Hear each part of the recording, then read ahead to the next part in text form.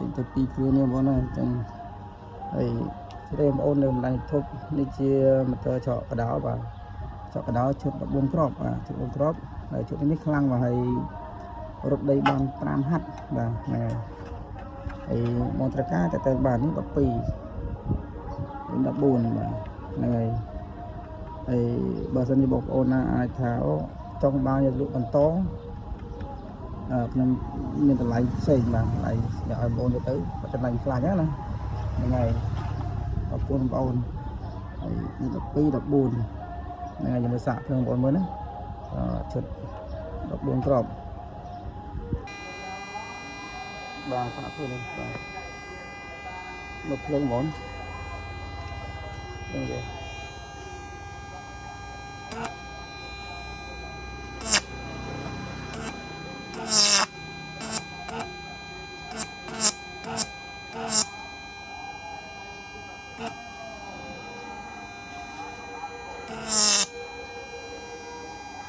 នឹងបងត្រូវការទៅបានណាអរគុណច្រើន